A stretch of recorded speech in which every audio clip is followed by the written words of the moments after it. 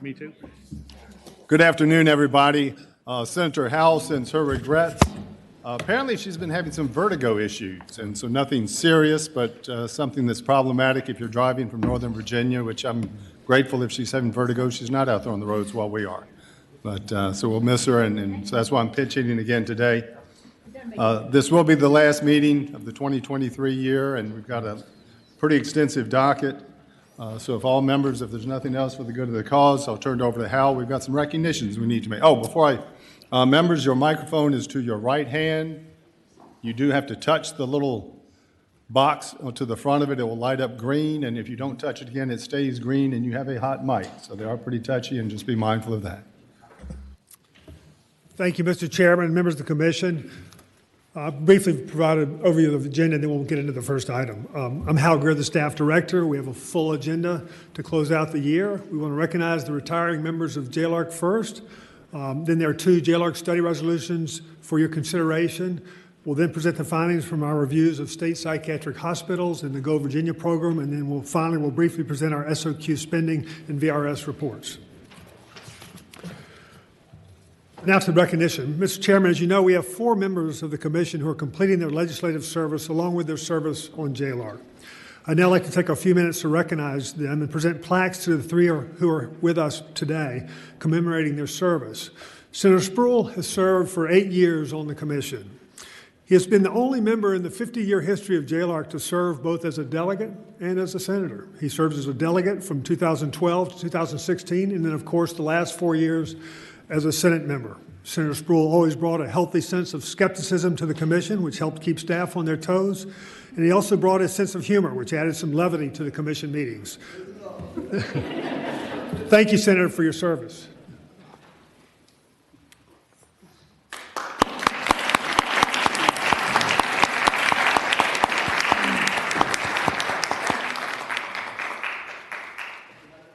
Thank you, Senator, for your service. And Hal, I can only imagine what you're going to say when I finally depart this body. But anyway.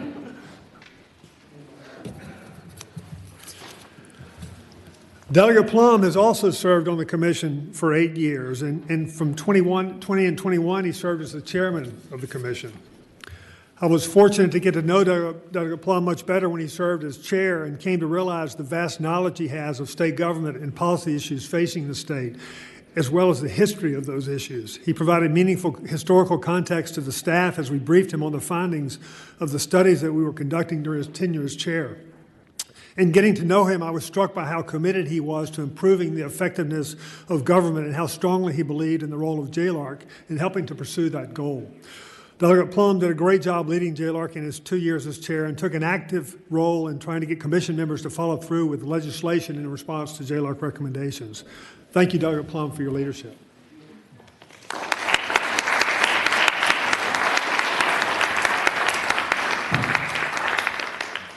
Thank you.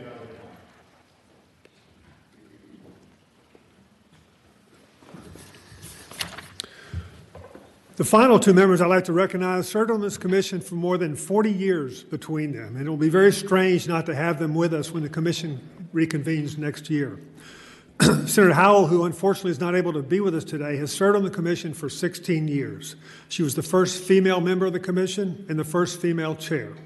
Senator Howell has had a strong presence during her tenure on JLARC, and I want to thank her for her leadership and support.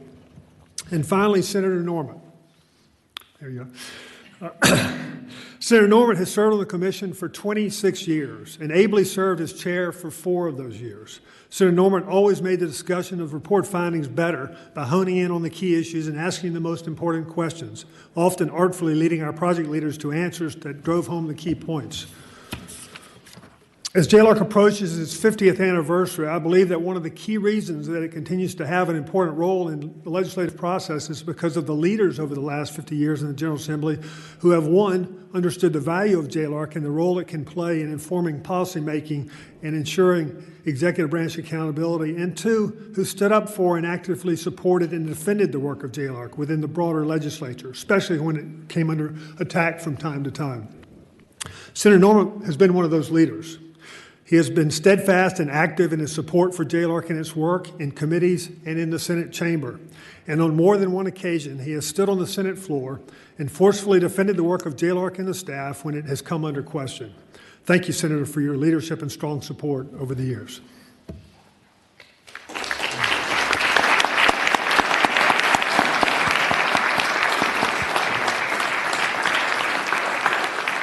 Thank you, Senator Norman.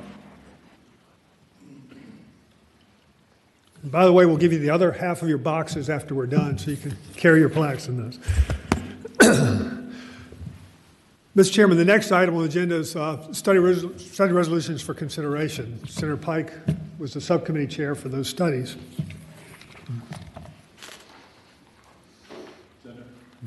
Thank you, Mr. Chairman. As a follow-up to the last meeting, as you recall, there were two additional topics that were considered and approved by the topic selection subcommittee.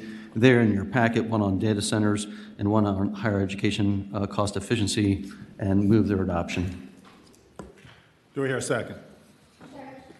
Discussion on the motion to adopt the two additional study resolutions for the 24 work plan. Hearing none, all those in favor signify by saying aye. Aye. All opposed, nay. The resolutions are approved. Thank you, Hal. Thank you, Mr. Chairman. The next item on the agenda is our review of state psychiatric hospitals. As you well know, the General Assembly has taken many important steps to improve the quality and accessibility of Virginia's behavioral health services, including most recently investing millions of dollars in the state's behavioral health crisis response system. And DBHDS leadership has demonstrated an impressive degree of commitment to making needed major changes to the behavioral health system. It is apparent that the current commissioner and department staff have been especially focused on improving the conditions and operations at the state's 9 psychiatric hospitals, and they are committed to continuing their efforts. For years, Virginia state hospitals have routinely operated at their maximum capacities. The General Assembly's administration's efforts to build out much-needed crisis response services statewide will hopefully alleviate the need for many Virginians to be involuntarily placed in an inpatient hospital. But it will take some time before we start to see the census pressures at state hospitals relieved by these investments. It is clear that we are a ways off from being less reliant on inpatient care, so making concurrent investments in and improvements to our state hospitals is essential to ensuring that quality care is provided to patients and that the safety and well-being of patients and staff are protected. As you'll see, one of the most important findings from our research and analysis relates to the privately operated psychiatric hospitals and inpatient units, which are licensed to operate by the state. Our staff examined data on the number of beds available and staffed at these facilities and concluded that many of these providers have unused staff capacity and could be doing much more to relieve the census pressures on the state hospitals. We acknowledge that privately operated hospitals are already accepting involuntary patients, but our analysis makes it clear they could be accepting many more. State policies are needed to encourage and perhaps direct these providers to accept more TDOs if they have the capacity to do so safely.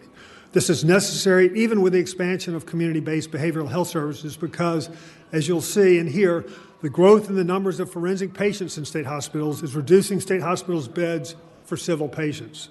Mr. Chairman, I want to thank the state psychiatric hospital leadership and staff, Commissioner Smith, the DBHDS leadership team and staff, and Community Services Board staff for all of their assistance. I also want to thank staff at the Department of Human Resource Management, the Department of Health, and the Office of the Attorney General for their assistance. And finally, before turning it over the presentation to our project leader, I'd like to take a minute to make an observation about the many state hospital employees we interacted with during our visits to the 9 state hospitals. These employees displayed a remarkable degree of commitment to and pride in their work and expressed true compassion for the patients in their care. The nature of their jobs, along with the ongoing census pressures, puts them at risk of physical injury and burnout, and you'll hear about how those conditions contribute to high rates of vacancies and turnover. Many employees choose to work in these environments even though they know the risk, and many choose to remain in their jobs despite these challenges. It was apparent to JLARC staff that they are some of the most dedicated public servants in the Commonwealth, and they are to be commended for their hard work and their dedication. Tracy Smith oversaw the study, and she'll be available to assist in answering questions that you may have. And now I'd like to turn it over to Drew Dickinson, who led this review. Drew?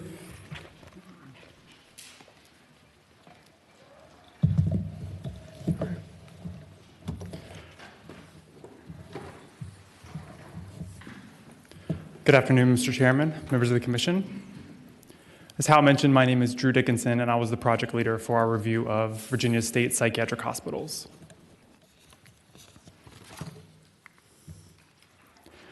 The resolution for the study directed us to review various aspects of Virginia State Psychiatric Hospitals, and some of the items we were asked to review are listed on slide 2. Slide 3 summarizes our team's key research activities, which included data analyses, 2 surveys, site visits to all 9 state psychiatric hospitals, as well as several private psychiatric hospitals, and more than 100 interviews.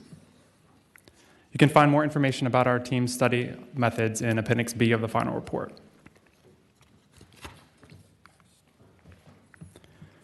Our study found that state psychiatric hospitals' lack of control over admissions, including for patients who would not benefit from psychiatric treatment, places patients and staff at risk. Many private psychiatric hospitals could admit more patients without exceeding safe operating levels. An increase in forensic patients at state hospitals, especially for competency restoration, has significantly reduced the beds available for civil admissions. And concerns related to pay, personal safety, scheduling, and support are driving state hospital staffing difficulties. We also found that staffing difficulties have led to increased overtime and contractor costs and have contributed to unsafe environments. Physical incidents between patients occur at every state hospital, and ensuring patient safety is difficult because of high patient volumes, the characteristics and mix of patients, staffing challenges, and facility deficiencies. And despite recent efforts undertaken by DBHDS, the Commonwealth Center for Children and Adolescents continues to have operational and performance issues, and its operational costs have increased substantially. In the interest of time, we'll not cover all of our findings and recommendations. However, if you have any questions about anything in our report, I'd be happy to answer them. Mr. Chairman. I'm to the director. Is this a time to ask questions now? You can answer those. Some of the questions. Defer to the chair. Typically, we wait till the end of a section to ask questions, but if you got That'd be fine. That'd be my preference, if you may, Senator. Yes, sir. Thank you. In this first section, I'd like to give some high-level background on state psychiatric hospitals. State hospitals provide short and long-term inpatient psychiatric treatment for individuals with serious mental illness.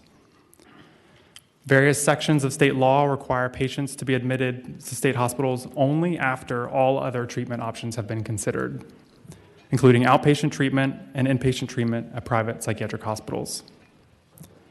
In fiscal year 2023, about 5,000 patients were admitted to state hospitals, and almost all admissions were involuntary. Virginia operates 9 state psychiatric hospitals. 8 of the 9 are for adults, and 1 is for children and adolescents. In fiscal year 2023, just over half of patients admitted to state hospitals were from the community, whether under a temporary detention order or a longer-term civil commitment order, after having been determined by a court to be an imminent threat to themselves or others due to a mental illness. Admissions from the community are commonly referred to as civil admissions. And a growing number of patients are being admitted to state hospitals from the criminal justice system, and these are commonly referred to as forensic admissions. In recent years, all state hospitals have been operating above 85% of their staffed bed capacities, and several have regularly exceeded their staffed bed capacities. These high operating levels are not advisable based on industry standards for safe operating levels for psychiatric hospitals. I'll talk more about this 85% safe operating standard a bit later in the presentation. These high operating levels have resulted in delays for both civil and forensic admissions. In fiscal year 2023, about 8,500 individuals under a civil TDO were placed on the state hospital's civil wait list. At least 235 of these individuals were never admitted to an inpatient facility for further evaluation or treatment. And these are instances that the 2014 Better Last Resort law was intended to prevent. State hospitals now also have a wait list for forensic patients as well. For example, about 500 criminal defendants who were ordered for inpatient psychiatric treatment had their admission delayed between March and July of this year. As the report notes, at least 16 states have been sued for similar delays. And I mention these points up front because they provide context as to why we believe that Virginia needs to take steps to reduce its heavy reliance on state hospitals, including by leveraging available private hospital capacity and reducing inappropriate admissions. Mr. Chairman, I'll pause there in case there are any questions. Any questions? Continue, Drew. Thank you, Mr. Chairman. I now turn to some of our key findings related to civil admissions to state hospitals. As I mentioned, individuals may be admitted to a state hospital if they're an imminent threat to themselves or others due to a mental illness and need inpatient psychiatric treatment. Before anyone is admitted, they must first be evaluated by a CSB pre-admission screening clinician.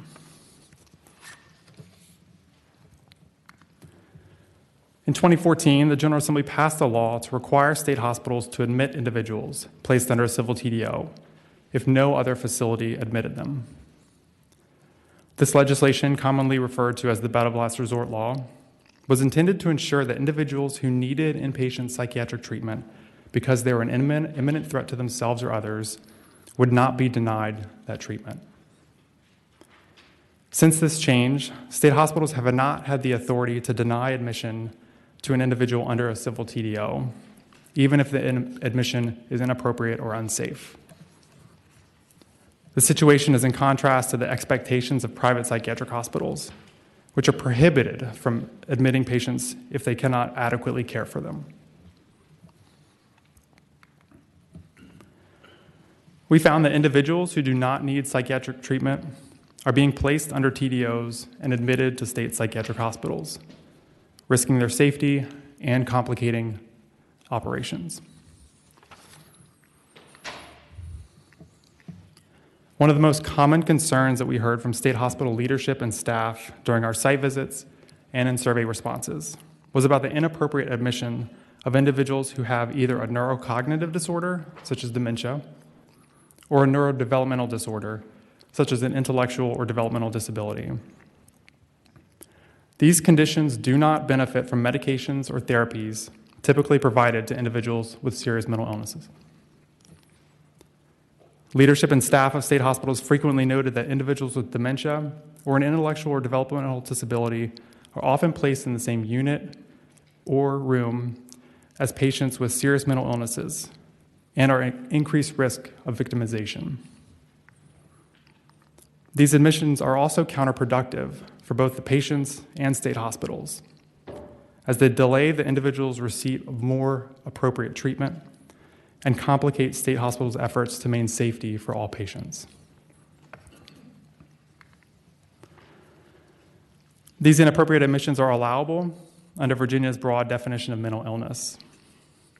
As I mentioned earlier, individuals may only be placed under a TDO or civilly committed if they have a mental illness, as it's defined under state law. Virginia's current definition of mental illness can allow individuals who solely have dementia or an intellectual or developmental disability to meet the criteria for a civil TDO or civil commitment. As we note in the report, other states have specifically excluded dementia and intellectual and developmental disabilities from their statutory definitions of mental illness. I should also note that individuals with these conditions comprise a relatively small proportion of total state hospital admissions, but use disproportionately more bed days compared with other patients. We have some recommendations in Chapter 2 that are intended to help the state reduce the frequency of these inappropriate admissions and to protect the safety of those affected by the situation. We recommend the General Assembly specify that behaviors and symptoms that are solely a manifestation of dementia or an intellectual or developmental disability are excluded from the state's definition of mental illness for the purpose of temporary detention orders and civil commitment orders. We also recommend authorizing state hospitals to have a qualified mental health professional reevaluate a patient before admission if the facility has reason to believe their symptoms or behaviors are solely a manifestation of one of these conditions. Although only a relatively small number of individuals would be affected by these changes, we recommend the enactment of these provisions be delayed until July 2025 to give the state, CSBs, and other relevant entities some time to prepare for these changes.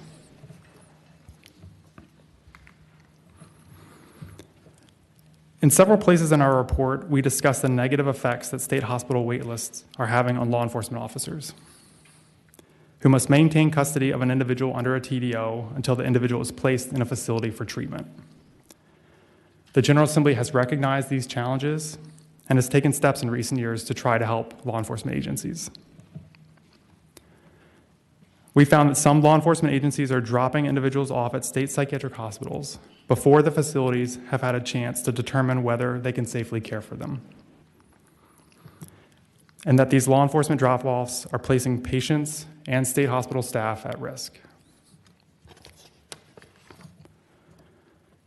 In fiscal years 2022 and 2023, over 1,400 individuals were dropped off at a state hospital by law enforcement before the hospital had accepted them for admission. Nearly all of these drop-offs occurred at state hospitals in southwestern and western Virginia. According to state hospital leadership and staff, some individuals who were dropped off were experiencing urgent medical needs that the state hospitals were not equipped to treat. Earlier this year, the Attorney General issued an opinion that concluded that these drop-offs are not permissible under state law, but they continue to occur. State hospital staff expressed serious concerns about the safety of patients and staff as a result of these drop-offs.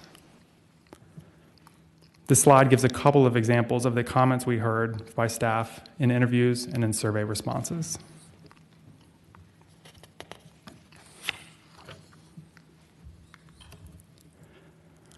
Dropping off patients when a hospital is already at or near full capacity can be dangerous.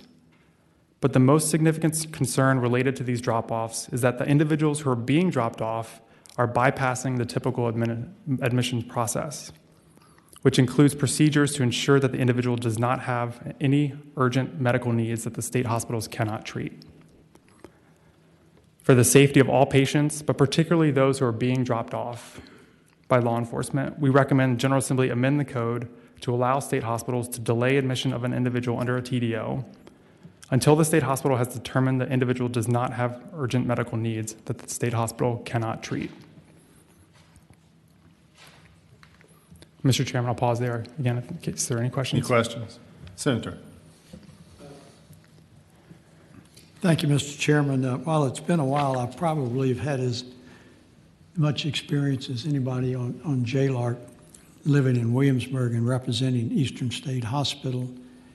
I probably, over the years, have done 4,000 or 5,000 voluntary, involuntary commitments from the process standpoint. And of course, Eastern State, I think, is the oldest mental hospital in America, so it's got a tradition. And one of the things that used to strike me were the inadequacies of the physical plant, which has substantially been improved on as they've consolidated and built new structures.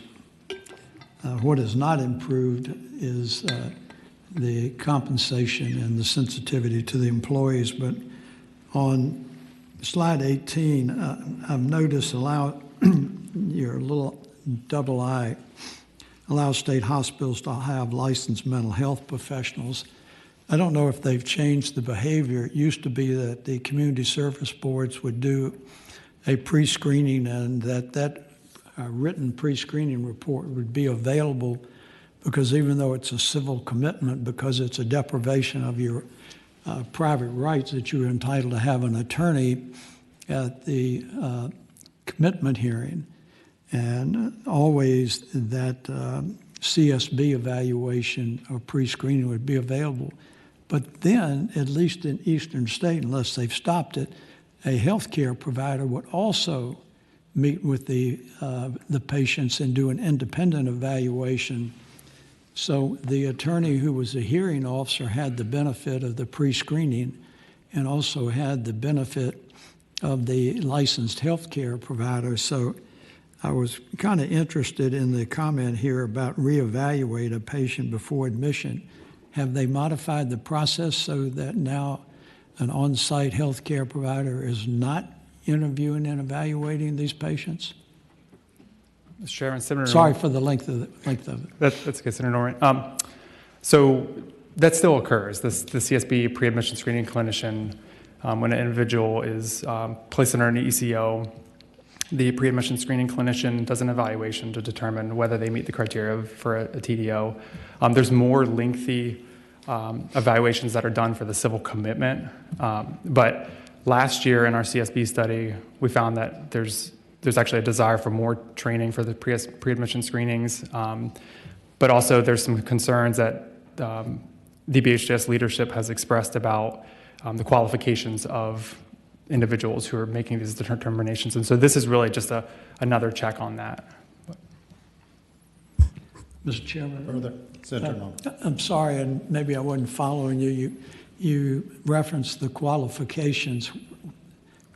Help this old country boy understand a little more explicitly what you mean. So more about the competencies, Senator Norman. The pre-admission screening clinicians are typically your licensed clinical social workers, licensed professional counselors, individuals who would be familiar with individuals with mental illness and their needs. But this is just, again, a check to make sure that those determinations seem reasonably supported to make that determination. Last question, Mr. Chairman. During the course of the study, did you look into at all the actual conduct of the hearing officer when he or she's making the determination whether or not to involuntarily commitment because they can't care for themselves or constitute a threat to themselves or others as a result of a substantial mental illness? Did you all look at the process to see whether the integrity of it was being maintained at the level you would expect? Senator Norman, we didn't have time to actually look at that entire process. But we believe that this recommendation, particularly this II here, would help serve as a check on that. Thank you, sir. Thank you, Senator. Senator, before I call on you, Drew, if I may, though, to follow up, isn't the key, as I see it there in number one, that right now as they're doing that evaluation, even if they determine it may be due to dementia or autism, they can't at that juncture say they're not qualified. And ergo becomes the challenge, I think, that they may be qualified to make that determination, but once they determine this is probably just a manifestation of their autistic disorder.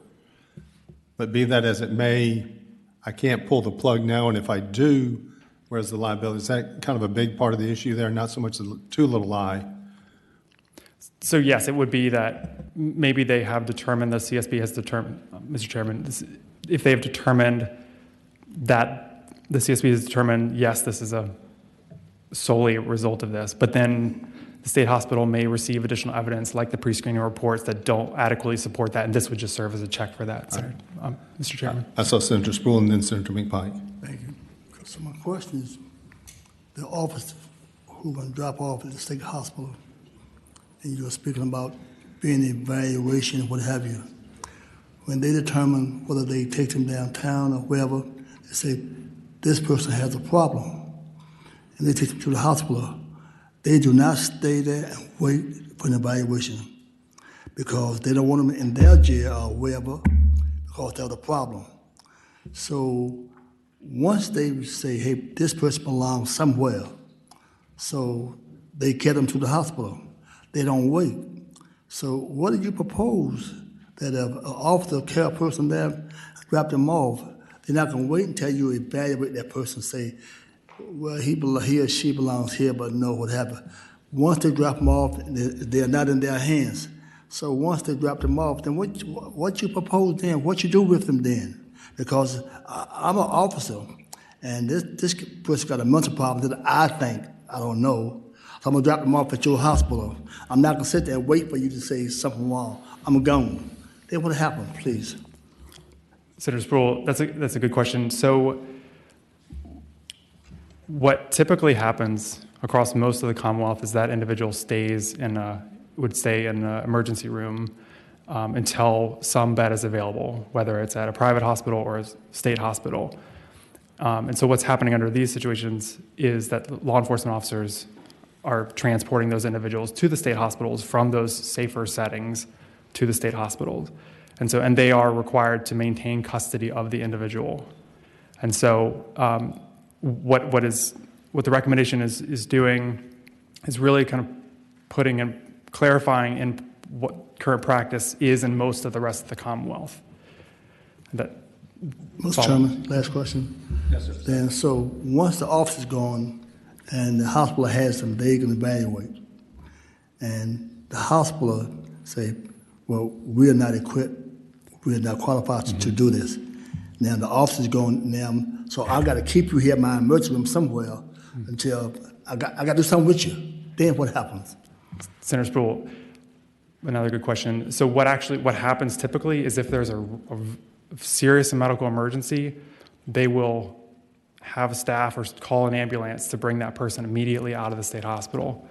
And we've got some examples to go to a general hospital, because these state hospitals are more like freestanding psychiatric hospitals than a general hospital. They don't have the medical capabilities that your general hospitals do. So they call it special hospitalization, and they'll take the individual and just send them out, but that person will come back to the state hospital because they've been admitted. And so they will take steps to try to stabilize the individual's condition. Mr. Chairman, now, some norm say he's for the country, but he's a city boy. I am a country boy. So you do that, and you're going to be able to say, well, hey, they are not able to be here in the city hospital, then we got to send them over here to, I don't know what that word you use, general hospital. I don't want to mean a general mean. So you're going to send them over there. Mr. Chairman. Yes, please, help me out some. Senator, I think one thing to keep in mind is that this recommendation is not designed necessarily to stop all law enforcement drop-offs. The Attorney General has already weighed in and said that that's not permitted under state code. What this recommendation is trying to do is, if that is to happen, a drop-off is to happen, the most concerning situation is when an individual has a serious medical need, has not been medically cleared, and the state hospital does not have the capabilities of treating that individual's medical need. That puts their life in danger, and we heard many examples of that.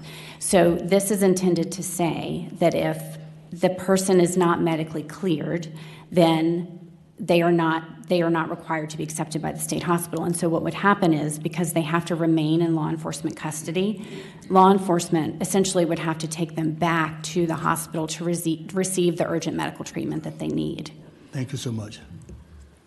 Senator, before I call on you, if I made a follow-up, as an EMS provider, it is not uncommon in situations we've dealt with where you have a combination of a medical issue and a mental issue where law enforcement will actually ride in the ambulance with us where they receive the medical treatment they need on the front end. And I guess my question, did y'all find that was common practice, or is that the exception rather than the rule? I think, Mr. Chairman, I'm not sure that we heard any anecdotes that distinguished receiving medical treatment while in transport versus while in the ED. I'm sure that does happen in some cases, but we certainly do know that there are many instances where an individual is not receiving comprehensive medical treatment prior to being dropped off at the state hospital. All right. Senator McPike. Thank you, Mr. Chairman. My question is very similar to yours. As a provider over 20 years, the standard of care in custody is a very important thing when we deal with those that are vulnerable within the community. Slide 20 has some really interesting data. 1,400 individuals dropped off, and the drop-off is not a chain of custody. It is sort of a break, is what you're describing it. Is that right? Where the person has not been fully admitted and accepted at that hospital. Is that correct? Senator McPike, correct. They have not been accepted. So, as a follow-up, I guess the missing fourth bullet point is in your report, and it says after the AG's opinion issued in January, and it concludes that drop-offs are not permissible, and post that date, more than 450 individuals were dropped off at state psychiatric hospitals since the issuance of that opinion. Can you share with us why there's an opinion and why that's not being followed?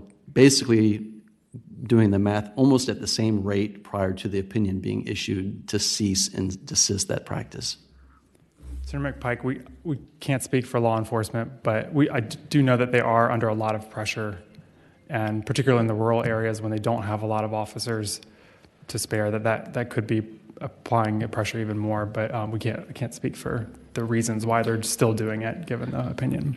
Mr. Chairman, I might save that question for us. I see some administration folks that may be able to respond to it after this report. That would certainly be one of the ones I'd be interested in how the opinion's been communicated or reinforced either from our hospital systems, from the AG's office, or from DBHDS.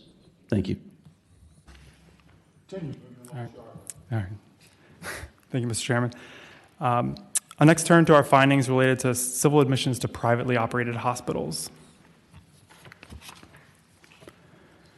Private psychiatric hospitals play a critical role in Virginia's overall behavioral health system. For some context, in fiscal year 2022, around 50,000 adults were discharged from a private psychiatric hospital in Virginia, about 10 times as many as were admitted to state hospitals.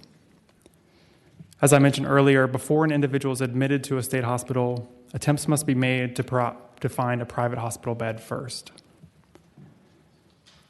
And the best available data indicate that a majority of patients under a civil TDO are served by a private hospital.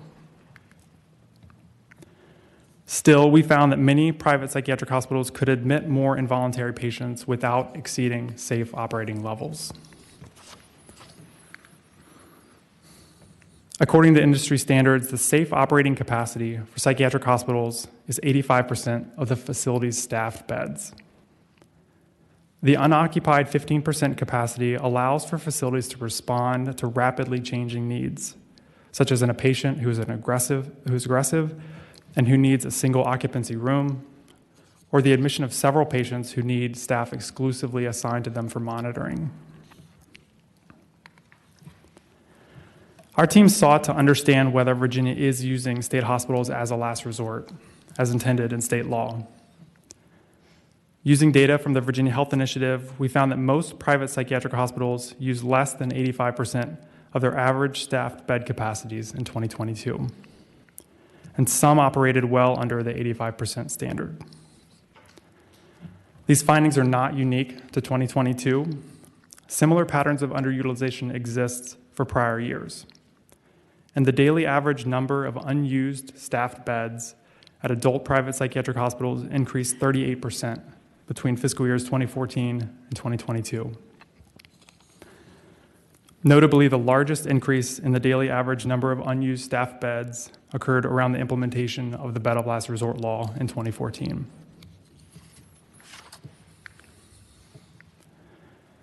The underutilization of private psychiatric hospital capacity contributes to avoidable delays in patient treatment, prolongs law enforcement officer involvement in TDO cases, and unnecessarily occupies beds in emergency departments. It also contributes to unsafe operating levels at state hospitals. As we explained in Chapter 3, if a portion of this excess private hospital capacity in 2022 were used, it would have allowed both private and state hospitals to operate within their 85% of their staff bed capacities. In interviews, private psychiatric hospital staff expressed concerns about the risks that high-need patients create for staff and patient safety, and about accepting patients who would be difficult to discharge. We believe these concerns are justifiable, and our report includes a couple of recommendations to help address them.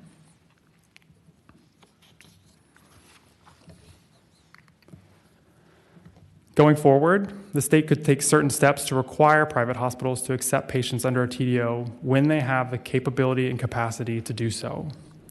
And our report provides more information on these potential options. One of these approaches is to use the Certificate of Public Need process.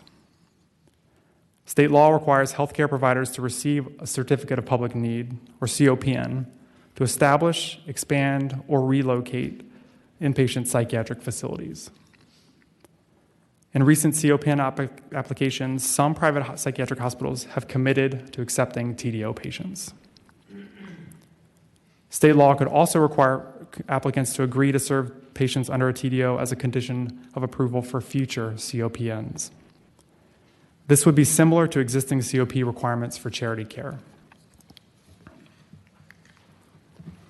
For those providers that have already committed to serving patients under a TDO in their COPN application, we recommend VDH develop and implement a process to ensure those providers are fulfilling this commitment. For future projects involving inpatient psychiatric service or facility, we recommend the General Assembly require VDH to condition the approval of a COPN on the provider's agreement to accept patients under a TDO whenever the provider has the capability and capacity to do so. The report also has a recommendation for DBHDS to seek legal advice from the Office of the Attorney General about whether the DBH Commissioner already has the legal authority under DBHDS's provider licensing powers to require existing private hospitals to accept patients under a TDO when they can do so safely. As noted in Chapter 3, this would be similar to an approach used in Massachusetts, which has used its provider licensing authority to require private hospitals to accept more challenging patients. Before leaving this slide, I think it's helpful to reiterate that none of our recommendations would require private hospitals to accept patients who they do not have the capability or capacity to treat.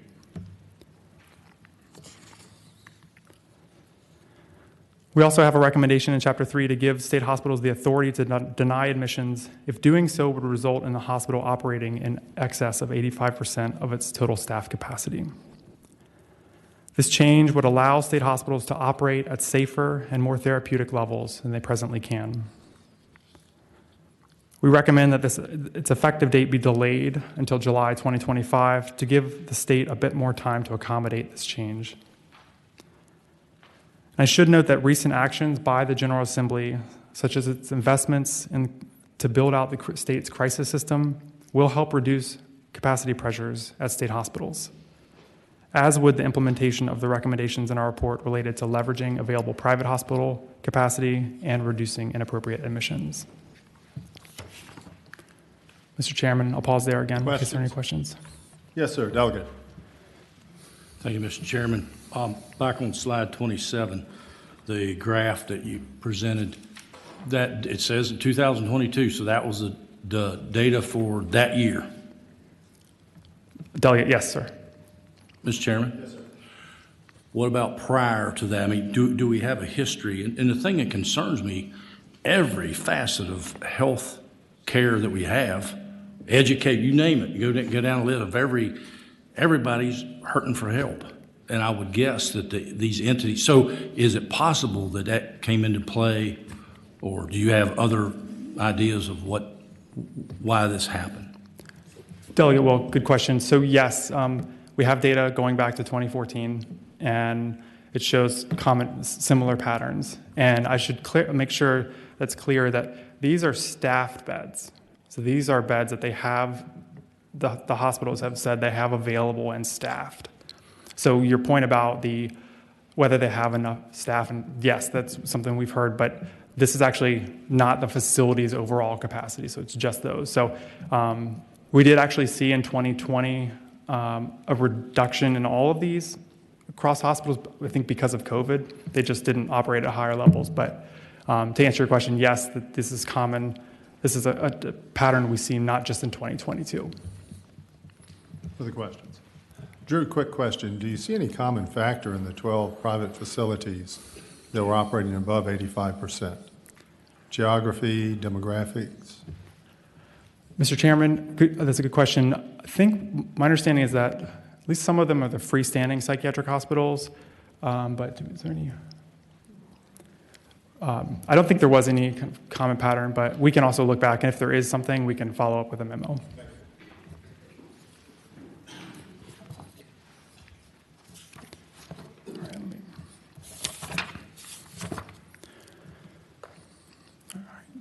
I'll now summarize some of our key findings related to forensic admissions at state hospitals. As a reminder, when I use the term forensic admissions, I'm referring to admissions from the criminal justice system.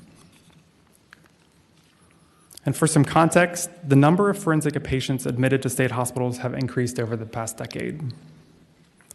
Because forensic patients tend to stay longer than civil patients, they have a disproportionately large impact on state hospital bed capacity. In fiscal year 2023, forensic patients comprised 47% of total admissions, but used about 60% of total bed days at state hospitals.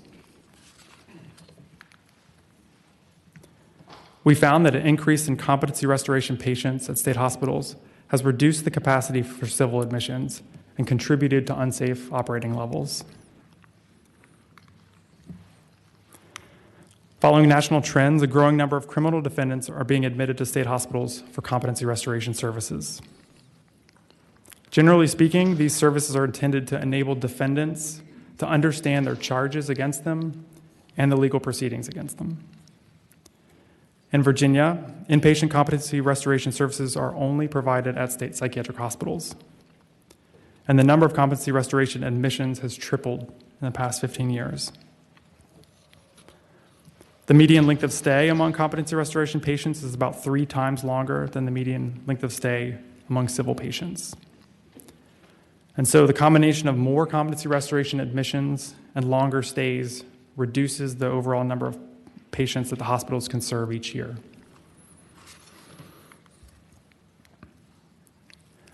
Competency restoration services can be provided on either an inpatient or outpatient basis. And in the report, we note that Virginia relies heavily on state hospitals for competency restoration services, and point out that inpatient competency restoration services are much more expensive than providing them on an outpatient basis. In Chapter 4, we present approaches that other states have taken to reduce their reliance on state hospitals for competency restoration.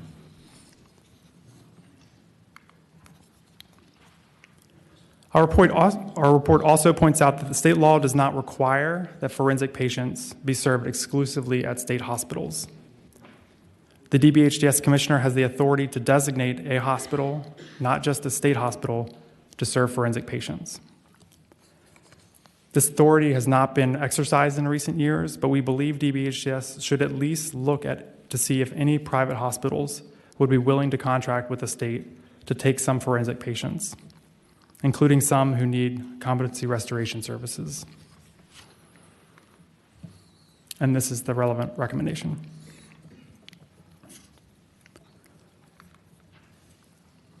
The last point I'd highlight in this section is that according to state hospital staff, some competency restoration patients are staying longer than necessary, solely because there are not enough staff to conduct evaluations in a timely manner. Although the General Assembly and DBHDS has taken steps in recent years to increase the number of forensic evaluators for state hospital patients, the extent of the delays due to this shortage are unknown. We have a recommendation for DBHDS to begin collecting data on the number of patients whose discharge is being delayed solely because they are waiting for a forensic evaluation, and to determine whether any additional positions or funding are needed to prevent these avoidable delays. Mr. Chairman, I'll pause there again in case there are any questions. All right, thank you, Mr. Chairman. I'll now turn to some of our findings related to state hospital staffing. And if you're interested, we have much more information on this topic in Chapter 5. And just for some context, state hospitals employ about 3,600 full-time staff statewide. About half of these staff are frontline nursing staff, which include registered nurses, licensed practical nurses, and psychiatric technicians. State hospitals also employ other types of staff, including psychologists, psychiatrists, and social workers, and staff for housekeeping, food services, and facility administration. We found that state hospitals struggle to recruit and retain staff, especially for certain clinical and nursing positions, and retention and recruitment challenges have increased over the past decade. As this slide shows, the turnover rate among state hospital employees has increased over the past decade, and remains much higher than turnover rates among the broader state employee workforce.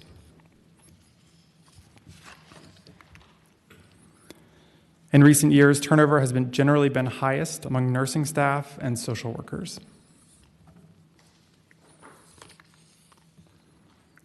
State hospital vacancy rates have also increased. And as I'll mention on my next slide, state hospitals have had to rely more on temporary contract staff to fill vacant positions. For example, although this chart shows the overall vacancy rate decline for June 2023, it would have been 22% if temporary contractor staff were excluded.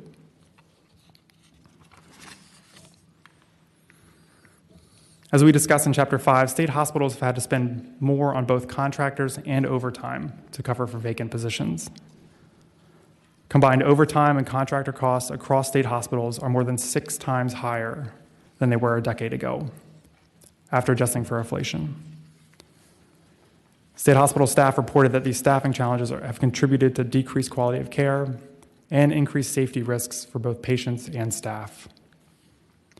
And more detail on the effects of staffing challenges on patient safety and treatment quality is available in Chapter 6 and 7. We found that concerns related to pay, scheduling, personal safety, and support are driving state hospital staffing difficulties. About half of surveyed state hospital staff reported being dissatisfied with their salaries or wages, and uncompetitive pay was the leading reason why surveyed staff were planning to leave. As the report notes, available benchmarking data indicates that at least some roles are paid at less than competitive rates. Unsafe working conditions and lack of support were also cited as key reasons for turnover.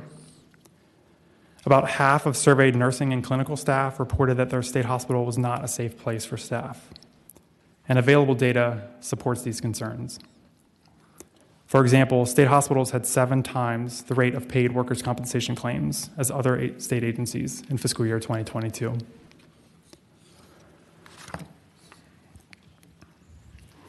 One of the most surprising findings was that there was quite a lot of frustration with scheduling among nursing staff.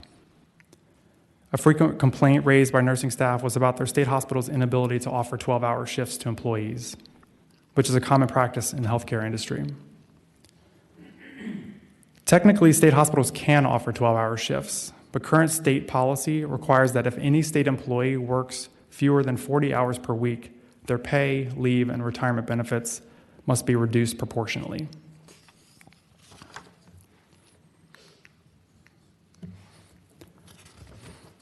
We have several recommendations that we believe will help state hospitals both recruit and retain staff, and this slide highlights 2 of them.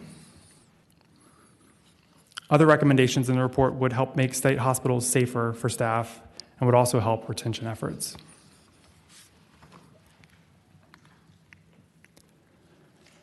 One more staffing relating finding I'd like to highlight is that nursing staffing levels at state hospitals appear lower than is needed to provide intensive care. There are no specific standards on staffing of psychiatric hospitals, but a common industry measure of staffing level adequacy is nursing hours per patient day. Hours per patient day basically gives you an indication of the maximum amount of nursing staff attention each patient can receive within a 24-hour period. As the report notes, current state hospital staffing levels are not a result of intentional planning, but rather are based on historical staffing levels and available funding. In an effort to better define needed staffing levels for state hospitals, a work group of state hospital chief nurse executives determined in 2022 that state hospitals needed between 9.1 and 13.2 hours per patient day to provide adequate care to patients. We analyzed state hospital data and found that the actual statewide hours per patient day was 6.8 in fiscal year 2023. More information about the work group and its findings are available in Chapter 5, but we have a recommendation for the General Assembly to provide additional positions and funding to help state hospitals get closer to nursing staffing levels needed to provide adequate and safe patient care. We realize that given the funding constraints and staffing challenges, it may be unrealistic to expect the work group's recommendations to be met in the near term. However, any additional staff or investment in this area should help increase the day-to-day attention the patients are able to receive. Mr. Chairman, I'll pause there. Thank you, Mr. Chairman. I'll now turn to a couple of our findings related to ensuring the safety of state hospital patients. All patients in state hospitals are entitled to safe environments under state and federal law. Several entities are responsible for monitoring patient safety and rights at state hospitals, including DBHDS's Office of Human Rights, the Joint Commission, and the Office of the State Inspector General. In recent years, most patients who have been admitted to a state hospital have been determined to be a threat to themselves or others. And serving these populations is inherently risky. And no national benchmarks identify an acceptable rate of patient-related safety incidents at psychiatric hospitals. Still, it's important to examine the numbers and rates of patient safety incidents across hospitals. According to DBHDS data, there were around 7,400 known patient-on-patient physical incidents reported by state hospitals between January 2022 and May 2023. Patient-on-patient incidents varied in severity, but at least 898 resulted in a patient injury. The highest rate of patient-on-patient physical incidents was at the Commonwealth Center for Children and Adolescents. During the same time frame, about 1,800 incidents of self-injurious behavior were reported across state hospitals, and at least 576 of these resulted in a physical patient injury. Again, the highest rate of self-injurious behaviors was at the Commonwealth Center for Children and Adolescents.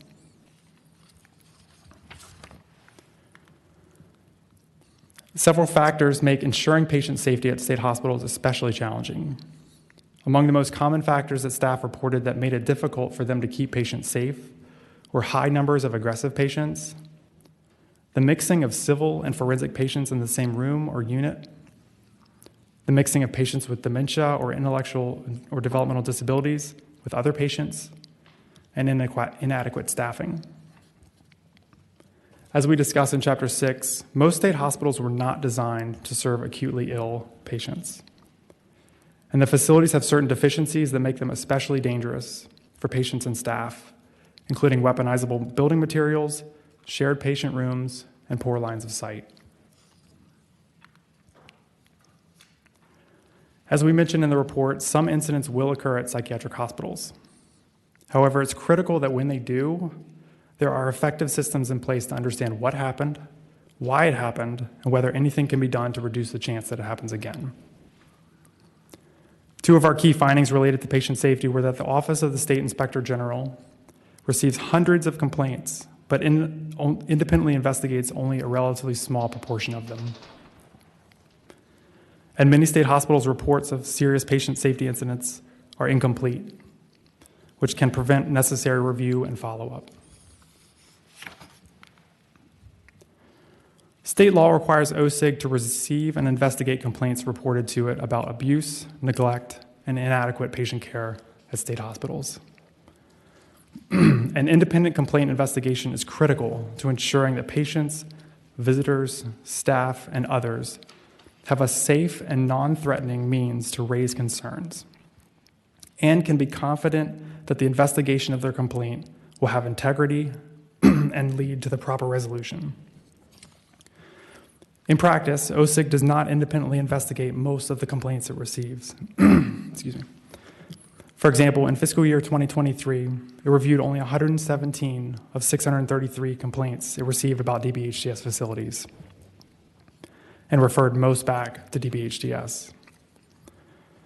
OSIG's tendency to refer complaints to DBHDS was previously identified as a concern by JLARC in 2019. We strongly believe there needs to be more accountability placed on OSIG, and we have a recommendation in the report to ensure that OSIG is reducing its reliance on DBHDS and state hospitals to resolve the complaints it receives. Excuse me.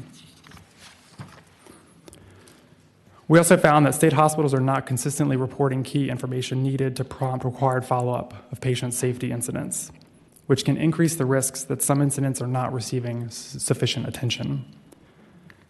and we have a recommendation to address this issue. Mr. Chairman, I'll pause there in case there are any questions.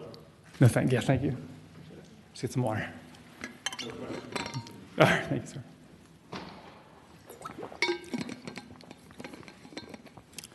All right. In this last section, I'd like to summarize some of our key findings as it relates to the Commonwealth Center for Children and Adolescents, or CCCA. As a bit of context, CCCA is Virginia's smallest state psychiatric hospital with 48 beds. Only half of those beds have been operational in recent years due to staffing challenges. Although CCCA can serve children and youth of all ages, it mostly serves youth. About 82% of individuals served at CCCA in recent years were between the ages of 12 and 17. We found that Virginia's State Psychiatric Hospital for Children and Youth has persistent operational and performance issues, and its operational costs have increased substantially.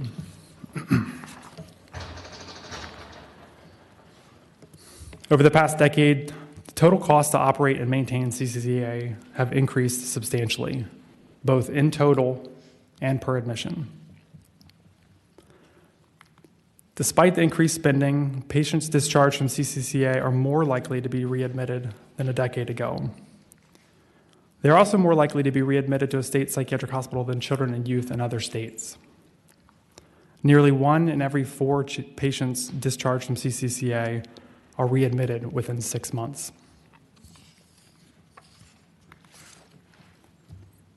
Across other important measures of performance, CCCA consistently performs poorly compared with other state hospitals. And one measure I'd draw your attention to in particular is CCCA's use of restraint on patients. CCCA relies much more heavily on restraint than other state hospitals, as well as public and private psychiatric hospitals for youth nationally. The table on page 103 includes other measures of CCCA's performance in case you're interested. And Chapter 6 has more information on the use of seclusion and restraint at CCCA and other state hospitals. In May 2023, CCCA was subject to an unannounced inspection by the Joint Commission and received 28 citations. The facility was determined to be an immediate threat to the health and safety of patients, according to DBHDS. DBHDS leadership and staff have recently taken steps to address operational and performance issues at CCCA, and the facility was able to maintain its accreditation. Still, DBHDS has reported doubts about the facility's ability to meet minimum operating clinical standards and has requested a reconsideration of the state's approach to serving youth at CCCA. Most other states do not operate a state psychiatric hospital for youth, and we believe Virginia needs a better approach to serving youth who need the most intensive psychiatric care. Given the long-standing and severe nature of some of the challenges that CCCA is facing, we recommend DBHDS develop a plan to close CCCA and find or develop alternative placements for youth. This could be accomplished in part through contracts with private providers to serve youth who need inpatient treatment, as is done in other states. And many youth, especially those with very short stays, could be more appropriately served through crisis stabilization units. Virginia could repurpose the funds currently being used to operate and maintain CCCA towards the cost of securing these alternative placements. To assist with the development of the plan, we've developed an appendix that presents strategies that other states use to serve youth with the most intensive psychiatric needs. And as a reminder, CCCA serves only relatively few youth at any given time. So the total number of youth who would need an alternative placement would be low. As we note in the report, although the number of admissions to CCCA fluctuates throughout the year, the facility admitted fewer than 2 patients per day between fiscal years 2021 and 2023. Excuse me. In the report, we have a recommendation that the General Assembly direct DBHDS to develop a plan to close CCCA and find or develop alternative, effective, safe, and therapeutic placements for children and youth who would otherwise be admitted to CCCA. And Mr. Chairman, before I finish, I wanted to make sure that members know that we also have some information about the quality of care at state hospitals in Chapter 7 of the report. Although evaluating the overall quality of care delivered across all 9 of the state's hospitals is extremely difficult and requires clinical expertise, we felt it was important to try to get a sense of the quality of care that patients are receiving. To do this, we contracted with a group of psychiatrists at VCU Health for an independent review of a small sample of patient records across state hospitals. The psychiatrists collectively concluded that most patients in the sample appeared to have received satisfactory care, but that there were some exceptions. We can't use this small sample to draw definitive conclusions, but given their findings and the importance of understanding the quality of care that patients are receiving at state hospitals, we have a recommendation that DBHDS conduct similar reviews in the future. Thank you, Drew. Any questions from the commission? Yes, sir. Senator. Just looking at slide 70, it appears to cover roughly a 2-year period, and I don't know if the numbers you extrapolated in the percentages go beyond that, but help me understand that based upon the demographical information that CCCA has had of a period of time, why the administration has not been able to adequately address some of these deplorable percentages. Senator Norman, I can't speak for the administration, but I know some of the staffing difficulties have just progressively gotten worse. But in terms of why this is now getting so much attention, I can't speak for them. Mr. Chairman, as you were doing your study, did you look into what sort of remediation efforts had been taken in recent years to address these statistics to see if there had been a perceivable decline? Senator Norman, there have been a lot of efforts, particularly recently, that we're aware of, and there hasn't been much of an effect. Thank you. All right, thank you, Drew. Thank you. Mr. Chairman, I'll turn it over to Commissioner Smith. Commissioner Smith. Good afternoon. Mr. Chair. Mr. Chair, members of the Commission, thank you very much for the opportunity to speak today. First of all, I'd like to thank Hal Greer and Drew, Tracy, the whole JLARC staff. They did a tremendous amount of work, and they really took the time to listen to the employees and get to know and understand the issues. So thank you very much, Mr. Chair.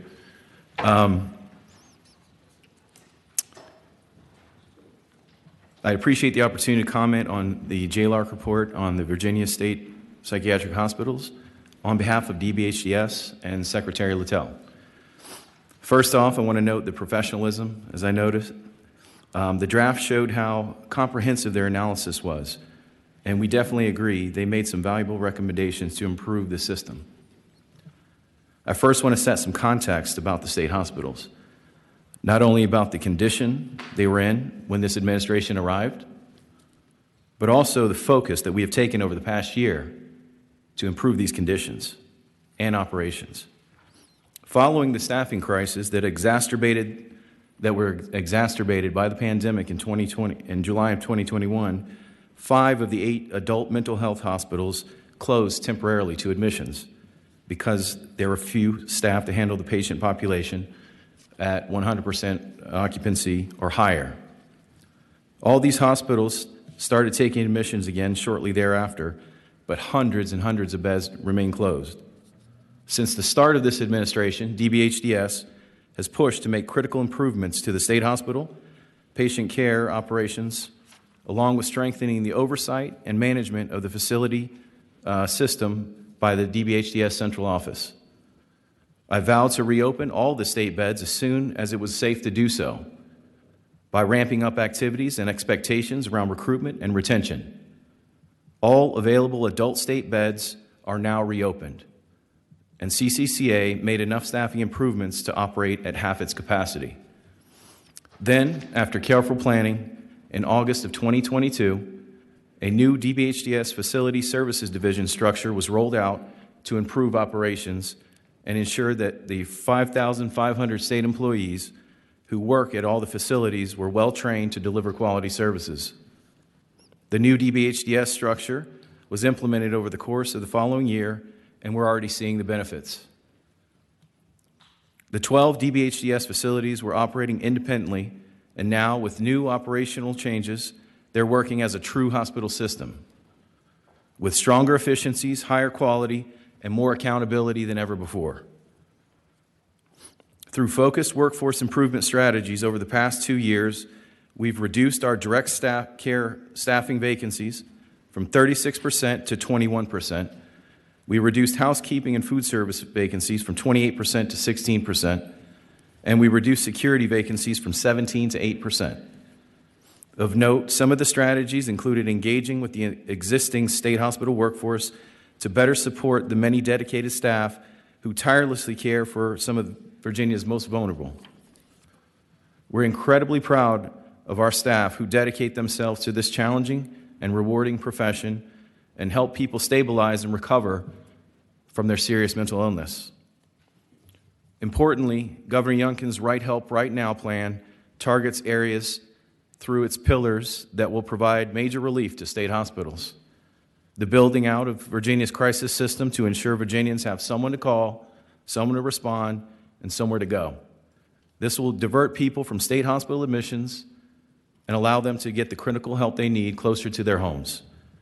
In Pillar 3, the goal is to build capacity and will give Virginians a much-needed access to quality services to help people manage their symptoms before they reach the crisis level, requiring inpatient care. In addition, Pillar 4's efforts to strengthen Virginia's behavioral health workforce will bolster staffing across the behavioral health system and create a staffing pipeline to benefit both public and private providers within the behavioral health care space. Many of our system improvements planned in the Right Help Right Now program are designed for meaningful, enduring system changes, but it'll take some time for the outcomes to be realized. Many of the system improvements, for example, the improvements championed by Right Help Right Now is the crisis system transformation. And they may be apparent in 2024, but more likely it'll be more evident in 2025 as we're building new crisis centers throughout the Commonwealth. Through the work of the plan, the administration, DBHDS, and other HHR agencies, we are fully committed to ensuring Virginians with behavioral health disorders and their families have access to the full continuum of services to meet their needs. The JLARC report does a very good job recognizing Virginia's State Mental Health Hospital cannot control their front or back doors. Specifically, we agree with your analysis and findings that a lack of control over admissions jeopardizes patient safety. We also agree that private hospitals could admit more patients. We agree that the increase in forensic patients has caused a significant impact. And we agree that an unsafe environment and uncompetitive salaries lead to challenges in the state hospital staffing. Upon reviewing the exposure draft, we had several areas of concern and appreciate JLARC staff's discussion around these concerns. We look forward to reviewing the recommendations in the final report, and I'm going to touch briefly on some of these areas. On JLARC's recommendation to close CCCA.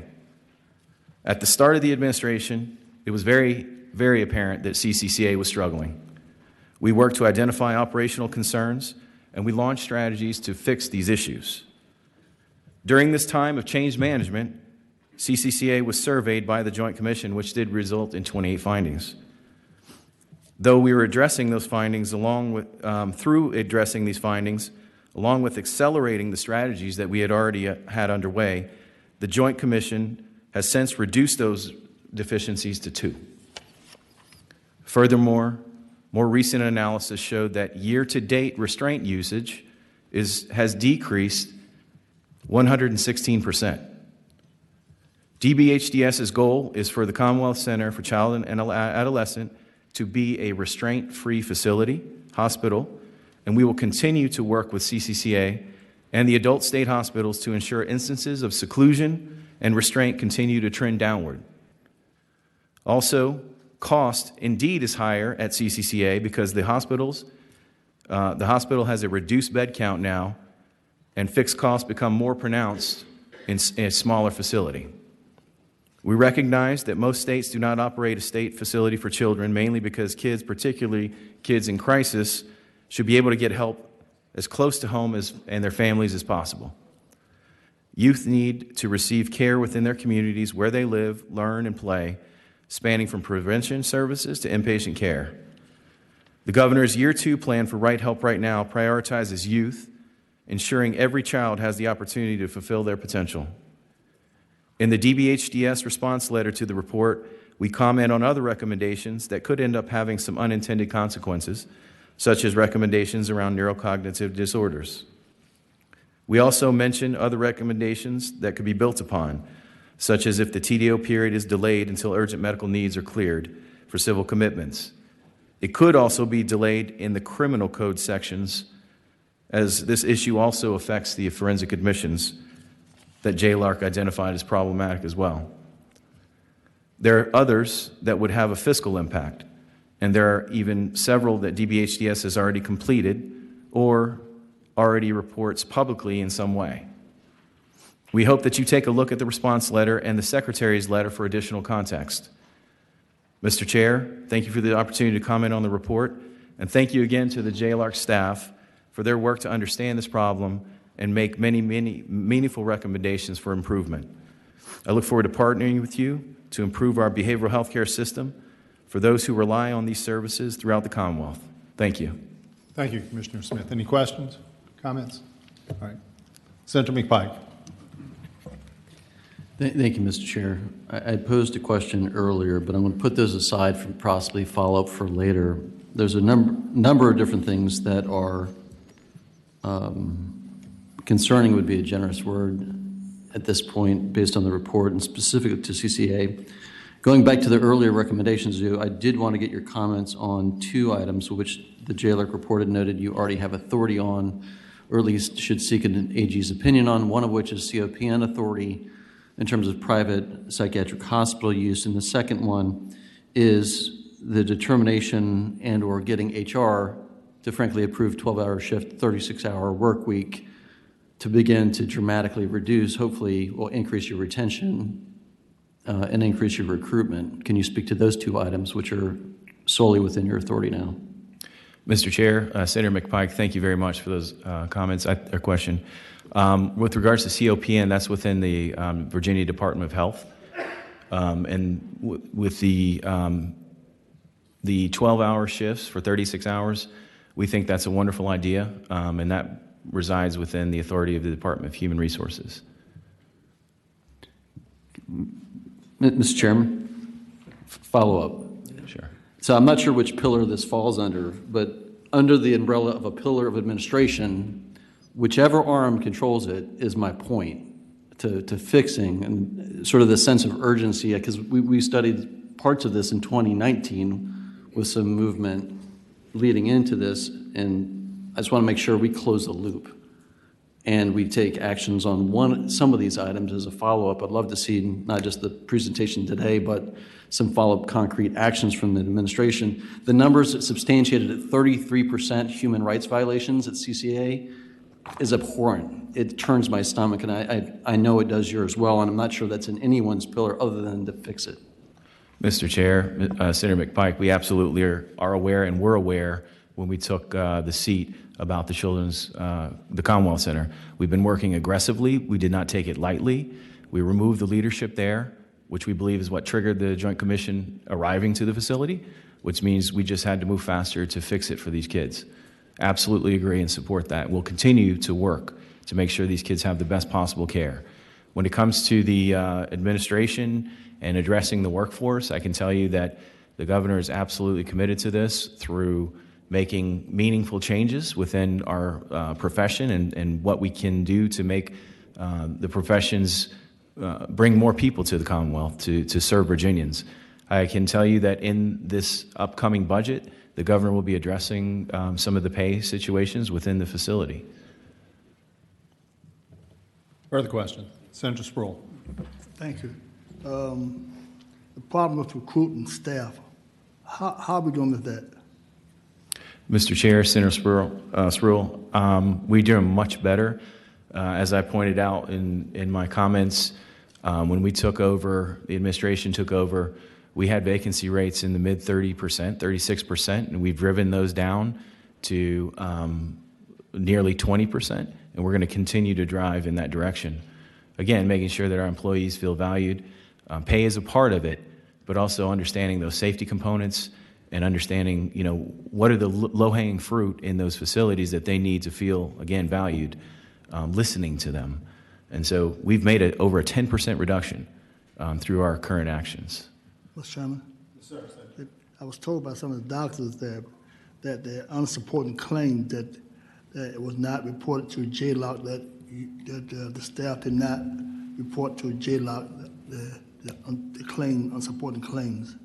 So there are a misleading on as far as the claim that the problem that you're having, that all the claims were not reported to JLARC. Mr. Chair, Senator, are you speaking about the complaints? Yes, sir. Well, there's a difference in the way. Now we think that the Office of Inspector General does a good job about their oversight. Now, when the complaints are investigated at DBHDS, we feel they rise to the level. We report all of those things. Now, whether they rise to the level of severity for OSIG to actually open a full-blown investigation, that's the nuance that I think is going to be the difference in these numbers that we're looking at. Thank you, Mr. Chairman. Further questions? Thank you, Mr. McKee. Mr. Chair. Hal. Mr. Chairman, the next item is a presentation of the findings of our review of the Go Virginia program. I'd like to thank Brian Horn and the DHCD staff for their assistance, and would especially like to thank Sarah Dunnigan, who leads the administration of the Go Virginia program. With that, I'll turn it over to Mark Griven, who led the review and will present the findings. Kimberly Sarte oversaw the study. Mark?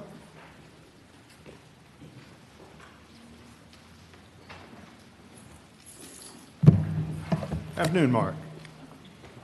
Good afternoon, Mr. Chair, members of the Commission.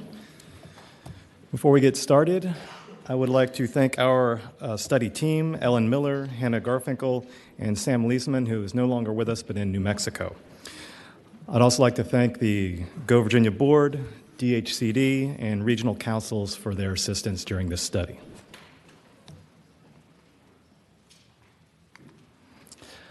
The Commission directed us to look at Go Virginia last November, and we'll cover each of the resolution's requirements as we go along.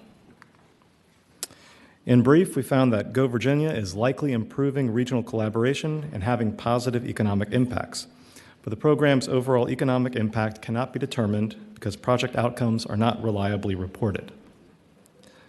Despite this issue, the program is generally working well, although we did find some eligibility and application requirements are unnecessarily restrictive.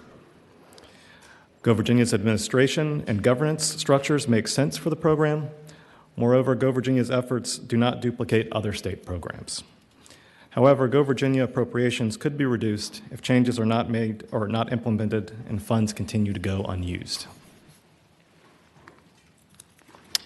Moving on to our background discussion.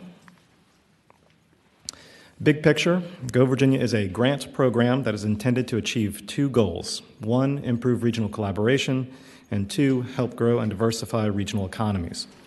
It was created in 2016 at the urging of several prominent business leaders who believed the Virginia economy was struggling to recover from the Great Recession and needed more private sector growth. They also thought that local governments were working against each other instead of with each other to promote that growth. While Go Virginia's ultimate goal is to strengthen the economy, it is not an incentive program or a job creation program. The program has awarded $110 million in grants over the last 6 years. About 2/3 of those grants go to public organizations such as local governments, colleges, universities, and regional organizations. About 1/3 go to nonprofits. Grants cannot go directly to businesses or to benefit or attract a particular business. Grants are short 2-year terms, and they cannot be used to backfill funding for an existing effort. Grants must fall into one of 4 workforce and economic development strategies. Workforce development grants are largely for starting new training programs or improving existing ones, like starting a new welding school or cybersecurity certification program. Workforce accounted for almost half of all grants awarded. Site development grants are for projects to prepare sites for commercial industrial purposes. Usually the goal is to attract a manufacturer, but they can also target related industries like logistics. Startup ecosystem grants are aimed at organizations or efforts to help foster new businesses. A lot of this money goes to nonprofit incubators and accelerators that focus on technology industries. Finally, cluster scale-up encompasses a wide range of efforts that help expand established businesses, bring in new businesses, or kick off new or emerging industries.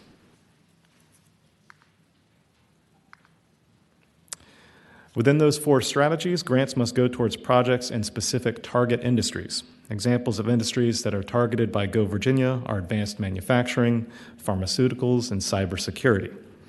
The target industries are established in a series of regional growth and diversification plans.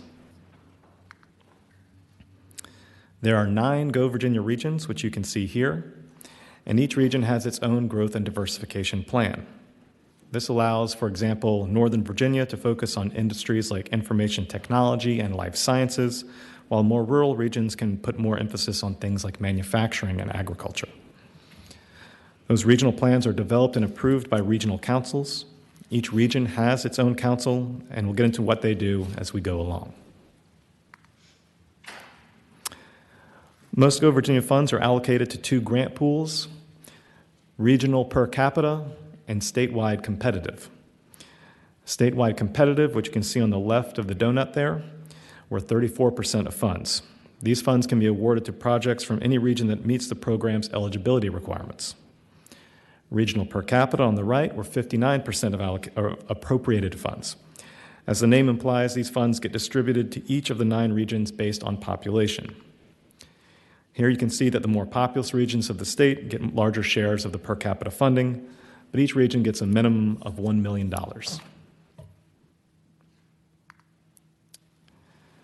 Ms. Chair, I'll get into our findings. First, we'll look at program performance. Here we found that Go Virginia does appear to be improving regional collaboration. Go Virginia improves regional collaboration in 3 ways. The first way is through the projects themselves, which are required to include 2 or more local government partners. We found that all projects met this minimum, and 85% went beyond. Statewide, all localities had participated in a Go Virginia project, and projects frequently included private sector regional partners. The second way the program encourages regional collaboration is through the regional councils. I mentioned these a minute ago, but basically every region has a council that includes members from government, colleges, universities, nonprofits, and of course the local business community. The councils decide what projects move forward from their regions and develop the plans that guide project selection. We surveyed local economic development staff to get a knowledgeable quote-unquote outsider's perspective on Go Virginia. 77% of surveyed respondents thought the program had improved collaboration within their region. Next, we found that many Go Virginia projects have positive impacts, but unreliable data makes it difficult to estimate the program's overall economic impact. To be clear, Go Virginia has resulted in projects with positive impacts that may not have otherwise occurred. For example, the program awarded a $245,000 grant to a nonprofit startup accelerator in the Roanoke area. That accelerator worked with new and emerging technology businesses in the region, ultimately supporting the expansion of 13 existing businesses and the creation of 2 new ones during the project period. The accelerator has continued this work, expanding its impact beyond that initial phase. We have another example here on the slide and several more in our report, and there are many more that we could have selected to put in front of you. The other critical piece here is that a majority of Go Virginia projects would probably not have moved forward without the program, or at best would have moved forward at a slower pace or with a reduced scope. So not only are projects having a positive impact, but Go Virginia was also a critical contributor to that. While projects appear to be having a positive impact, for many of them that impact cannot be clearly evaluated because the outcomes being reported are sometimes misleading or unreliable. Projects self-report their outcomes, and when we looked into what was being reported, we found several projects were reporting outcomes that simply weren't attributable to them. This was going on for a couple of reasons. First, project leads were sometimes inexperienced in economic development or grant reporting, and were not getting good guidance on how outcomes should be calculated. Second, the regional councils who are responsible for certifying outcomes were not consistently verifying if outcomes were accurate and attributable to the project. We also found that while DHCD has made a lot of progress in standardizing the outcome measures that projects use, some were still too broad and left too much to interpretation. For example, there is a jobs created/filled measure that includes two fundamentally different outcomes, a new job created versus an existing job filled, and also allowed projects to report estimates instead of actual hard numbers. To give you a clear example of why this was a problem, we looked at a sample of 54 projects, including the projects that reported the highest number of jobs created.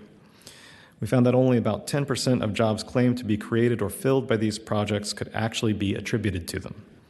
For example, one workforce project we looked at provided curriculum and materials to existing training programs in its region. It reported 8,000 new jobs created, even though these were, one, actually jobs that a company in the region planned to fill over the next several years, and two, it wasn't clear how many of those jobs might be filled by people who had actually received training under the curriculum or materials that the project had developed. So while this and other projects appear to be doing good things, some were misreporting their job outcomes.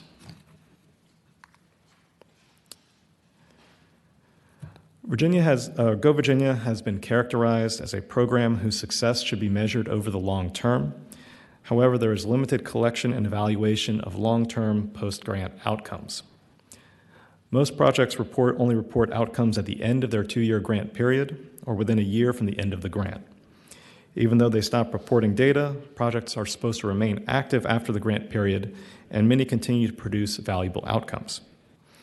Post-grant information provides valuable insight on long-term success, including not only performance, but also the sustainability of these projects.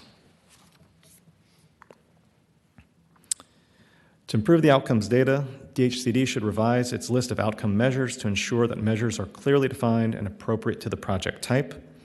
The board should also assign DHCD with responsibility for verifying that the outcomes being reported are consistent and reliable across regions. The board should also use its existing authority to develop an approach for assessing the long-term impact of projects and the program as a whole.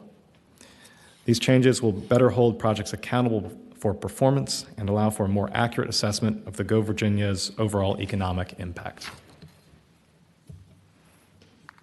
Questions? Continue. Next, we'll look at grant eligibility and the application process. Here we found that some Go Virginia eligibility requirements are unclear, unnecessarily restrictive, or are better suited as evaluative criteria. This slide shows you the 10 eligibility requirements that have been established in code, board policies, or DHCD guidance. We talk about several of these in the report, but today I'll focus on just a few, namely the 2 match requirements, the additional statewide competitive fund requirement, and the requirement for projects to create high-wage jobs.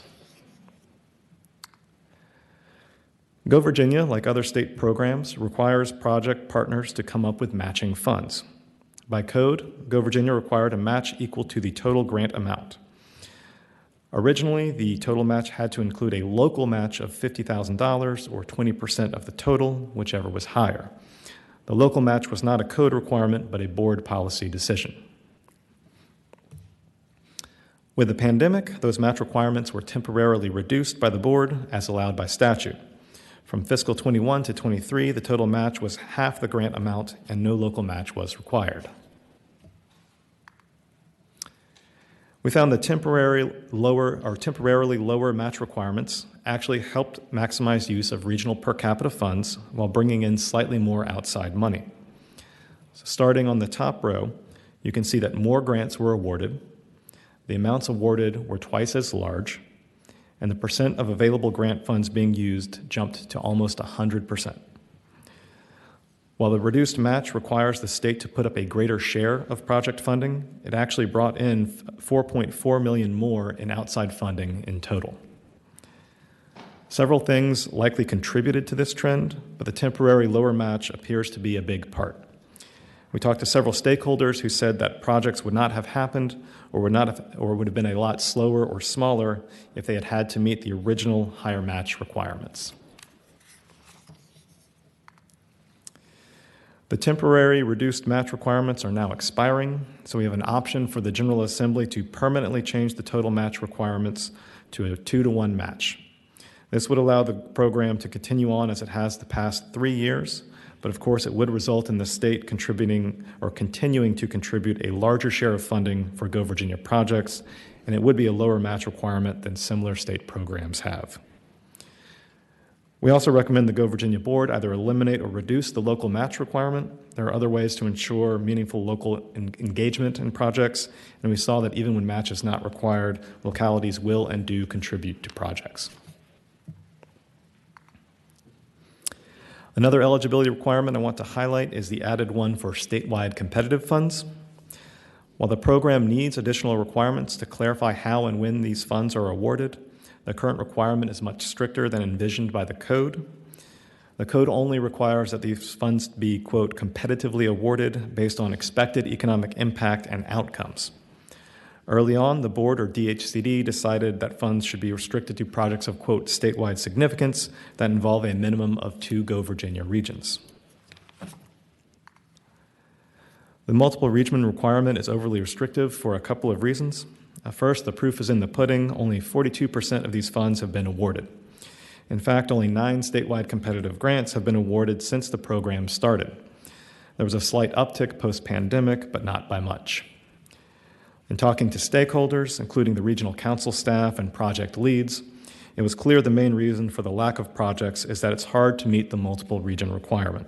It's hard to find a project that fits, and it adds additional levels of coordination to project approval and to day-to-day project management. It does have positives, namely it's a good thing to encourage large projects and cross-regional collaboration, but that doesn't need to be the only way that these funds can be accessed. DHCD has developed draft guidance that should improve access to these funds, but we think that guidance could be expanded a little more.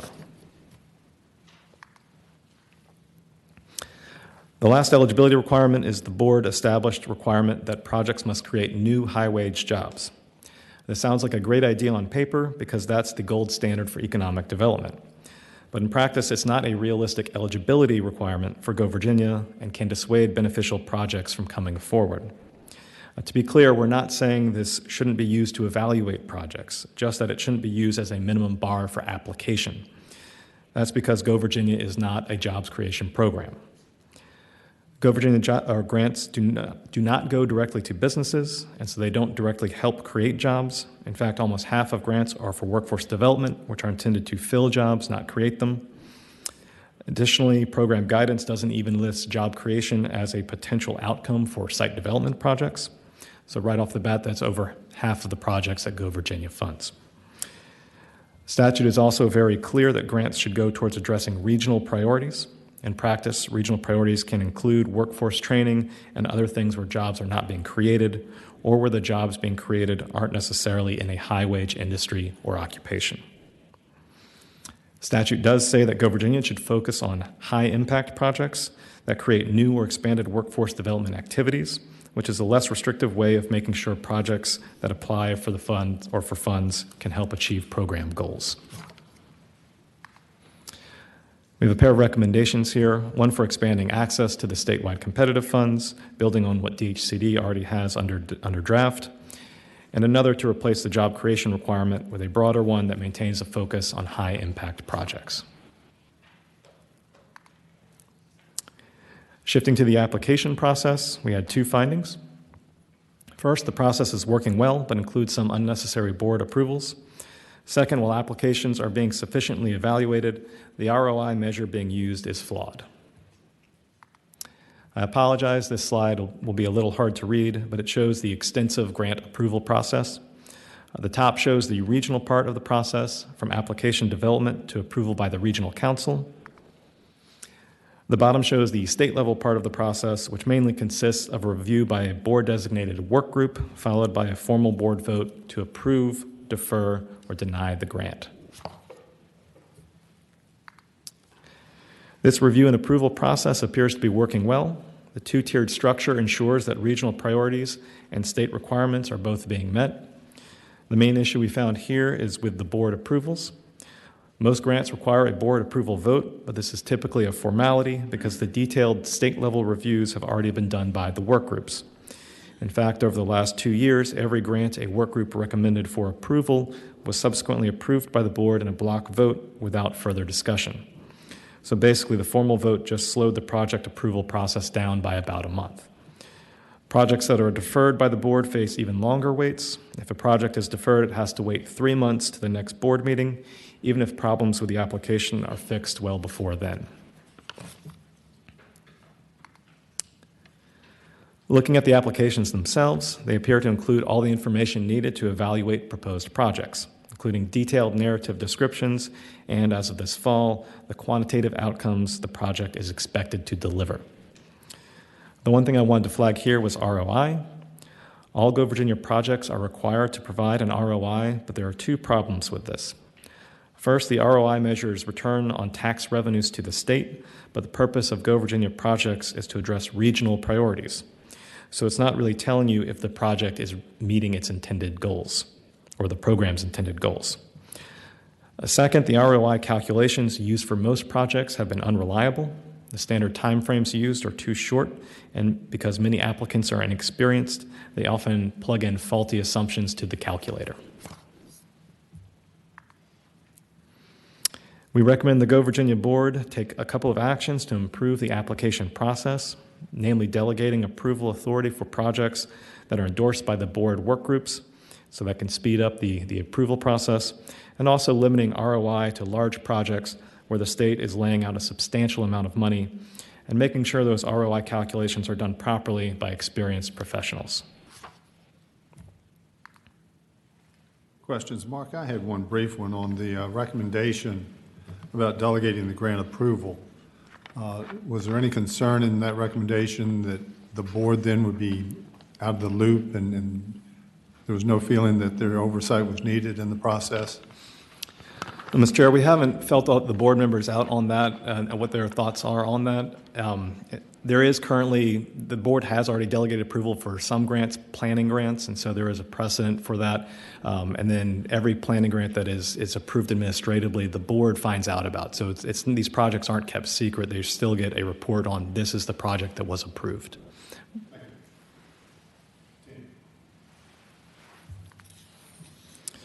This last section looks at governance, administration, and funding. We found that the program's governance structure and administration are working and that it is not duplicating other state programs. We also found that program appropriations could be reduced if it continues to be unable to make full and effective use of its funds. Go Virginia's governance structure is unusual in 2 ways. First, it's essentially an independent program under its own board, with staff support provided by a state agency. Second, those program powers and duties are shared by the board and 9 regional councils, each with its own support staff. While this is a complicated structure, it actually appears to be suited for how the program is intended to work. It allows plans and projects to be driven up by the regions while providing a unified state-level framework for the program. 2 minor changes we would recommend to the program structure are adding the Secretary of Labor as a potential board member. That position did not exist when the program was established. And requiring all 9 regions to be represented among the board's 14 citizen member appointees. Shifting focus to administration, DHCD has done a good job of administering the program and improving it over time, and its duties do not need to be moved to another agency. A fair number of stakeholders thought the program belonged elsewhere, namely at VEDP, because Go Virginia's mission only partly aligns with DHCD's. However, there don't seem to be any real benefits to moving the program. Again, Go Virginia is structured as an independent program which receives support from an agency staff. So short of blowing up that current structure, any move would just transplant that administrative support from one agency to another. That risks disrupting the program and would be hard to do given its unique design. Some folks thought that a move to VDP could improve communication and coordination with the states or with the other state and regional economic development efforts, but we didn't find any evidence of current problems in those areas. We also looked at if Go Virginia's activities were duplicating other state efforts. The short answer here was that Go Virginia funds activities that are similar to what 3 other state programs are doing, but the efforts are well coordinated and appear to be more complementary than duplicative. For example, both Go Virginia and VDP fund site development, but they're both working towards the same goal, which is advancing sites up VDP's site tier list. VDP's site development staff also serve on the work groups that review every Go Virginia site dev project. Go Virginia also fills a niche in that it can fund projects at smaller sites that may be important to a region, but are not big enough to get funded by VEDP. Finally, looking at funding, Go Virginia has not made full use of the monies appropriated to it. The program has only used about 2/3 of the $157 million appropriated to its 2 main grant programs. The General Assembly has already recaptured $40 million, and there was still $27 million remaining in unobligated funds at the end of the last fiscal year. One of the main reasons the program has had problems putting all of its dollars to work are the eligibility requirements, especially the match limits in the early days and access to statewide competitive funds. Addressing these and a few other issues should help the program make greater use of its funds. Mr. Chair, that concludes my briefing. Thank you, Mark. Any questions? Okay. Delegate. You know, a lot of times we do these JLARC studies, and we do them because we see a problem somewhere, and that wasn't the case with this. This was generally when you put a brand new program into place. This has been in place for 6 years, give or take. We like to do a cursory review, and no one knew of any problems with this, don't see any problems with this. It's just a cursory review.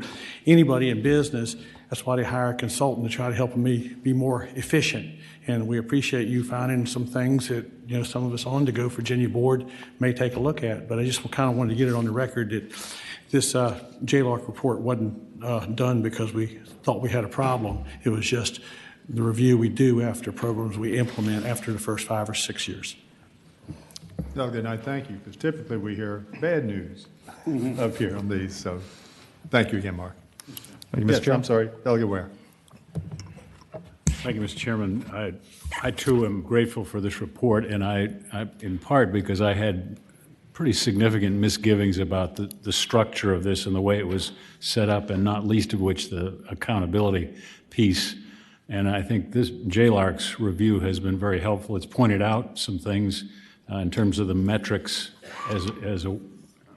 that are or are not in place, and that they are uneven. Having said that, regional collaboration is a worthy goal, and there certainly are worthy aspirations that have been included in Go Virginia's purposes. But I am very grateful for this report to give us a reading on where we've gotten to and how things stand today. Thank you, Mr. Chairman.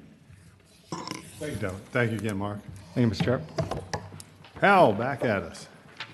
Mr. Chairman, we're coming toward the end. We're going to very, very briefly provide a report on state spending on S&Q funding, which Justin Brown will provide. Justin? Justin, before you begin, please, Delegate Ware. Thank you, Mr. Chairman. My question is sort of setting the stage for this. If you could indicate anything in the report that you're going to give us today that addresses some of the concerns that you raised with that large report that has gotten a lot of review on K-12. Happy to do that. Why don't I do that first, actually? What this report it's something that we're required to do in statute, and every year it's kind of retrospective of what the state portion of the standards of quality spending was for the prior full fiscal year. So this is for FY23.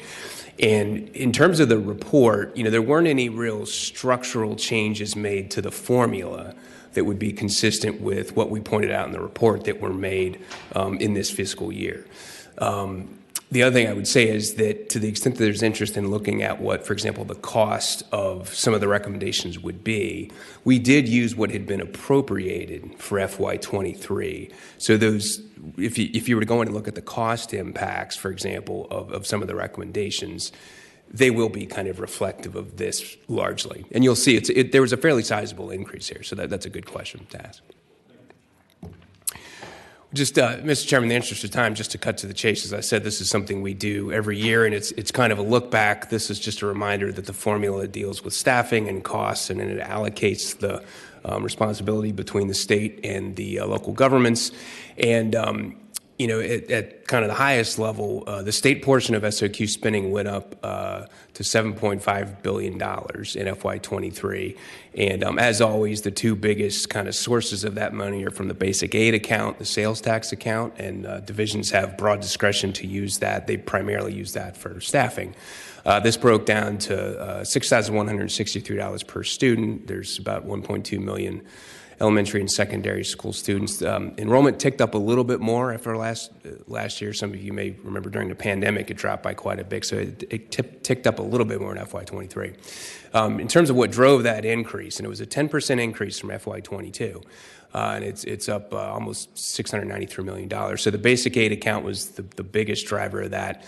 There's still some pandemic hold harmless funds in there that are going to expire in 24, but that was a big part of that. Another thing I just wanted to bring to your attention, you may recall that the grocery and personal hygiene tax was eliminated, and that caused a reduction in what would have been sales tax going to school divisions. So now I believe kind of going forward in perpetuity, there will be a new SOQ account designed to kind of backfill the elimination of that sales tax, and that was $104 million for FY23. The last thing I'll leave you with, and this is in part just to kind of frame this in a way that you may hear it framed to you by school divisions. So spending went up quite a bit, but we've all heard a lot about inflation. Every year in this report, we compare the spending to kind of how inflation has been tracking over a 10-year period. But let me focus in on just the last couple of years. Inflation's been 13.9%, and the spending per student over those 2 years has gone up 12.4%. So in terms of the spending has gone up, but in terms of teachers and other school staff that are going and buying groceries and have other expenses, what they're feeling kind of through that inflation ticked up by more. So that's something we do every year to put that spending into the context of inflation for you. So I will stop there unless there's questions, Mr. Chairman. Questions? Thank you, Justin. The last item, Mr. Chairman, is our semi-annual review of VRS, and I'll bring up Jamie Bitts to talk about that.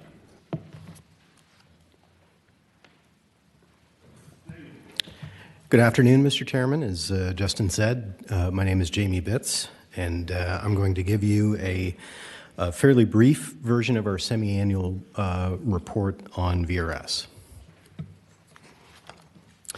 Slide 2 just shows you the mandate for our continuing oversight. As you know, we submit an oversight report to you every July and December, and so this afternoon I'll just hit on some key points related to the trust fund rates and funding, and then other issues related to VRS. Now, core responsibility of VRS is managing the investment of its trust fund and then using those assets to pay VRS benefits. The trust fund had a return of 9.3% for the 1 year period ending on September 30th, and that increased total assets in the fund to $104 billion. Returns for the total fund exceeded the benchmarks for all but the 1 year period, and in every period they were higher than the long-term rate of return that the VRS board assumes, and that long-term rate of return assumption is 6.75%. This slide shows you the returns for each of the asset classes in the fund. Overall, VRS met or exceeded most of its benchmarks. Public equity did miss its benchmarks for the 1 and 5 year periods. The underperformance for the 1 year period reflects the portfolio's tilt toward value and low volatility stocks. And then for the 5 year period, it largely reflects the underperformance back in 2020. And I'll take just a couple of minutes to talk about the trust fund contribution rates and funding.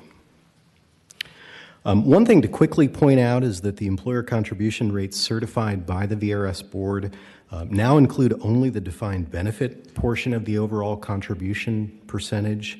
That follows legislation that was passed in 2022 that gave authority to VRS to decouple the defined benefit and defined contribution portions of the overall contribution rate. This fall, the VRS board certified the defined benefit contribution rates that are needed to fully fund the pension plans over time. Those rates increased for most plans, and that was mainly because salaries and cost of living adjustments were increasing faster than expected. The rate for the state employees plan did decrease, though, and that's partly because there is an increasing percentage of members in the state employees plan who are in the hybrid retirement plan, and the hybrid retirement plan has relatively lower costs for the state. Slide 10 just shows you that since FY15 and 16, there has been an overall downward trend in the required contribution rates for the teachers and state employees plans. The funded status of both of those plans remained about the same in FY23. As I mentioned a second ago, salaries and cost of living adjustments were larger than expected. That was partially offset by the substantial investment gains from FY21. Those are still being phased in from an actuarial perspective. And then they were also partially offset by the roughly $1 billion that the General Assembly has allocated to the trust fund over the last 2 years. And so without that additional funding, the funded status of those two plans would likely have decreased. It's also worth pointing out that VRS recently approved a change in how it pays off its unfunded liability for the plans. The net effect of that change is the need for slightly higher contribution rates in the near term, but it does allow for lower and more stable contribution rates in the long term. And it ultimately means a projected savings of more than $1 billion for the state and state employees and teachers' plans over the next 20 years. And Mr. Chairman, just 2 more slides to cover.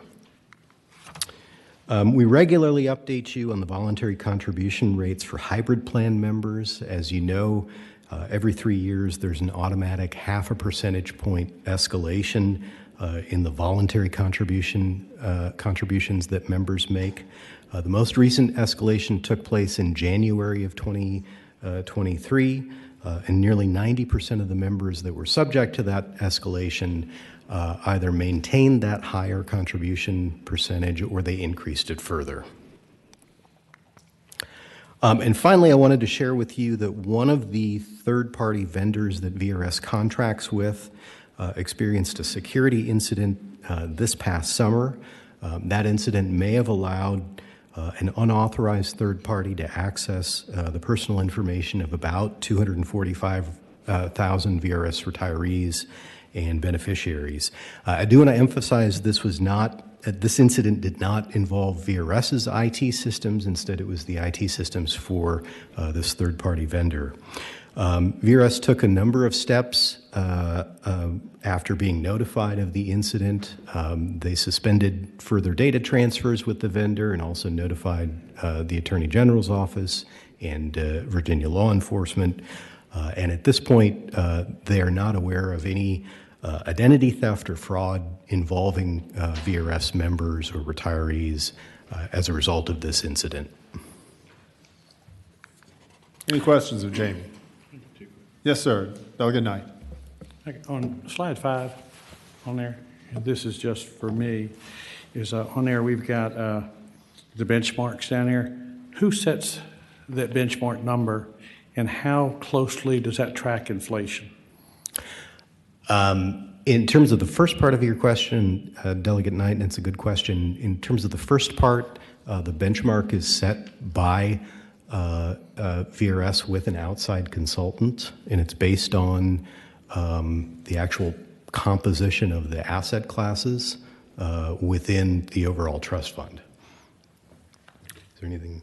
Yeah, they work with a consultant to, an outside consultant to look at the different, I guess, investment expectations in the future and update that regularly. Okay.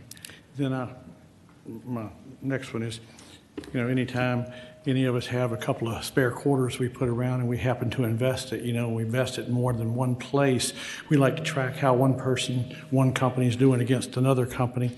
How does VRS do compared to other public and private retirement accounts, pension plans, whatever you want to call it?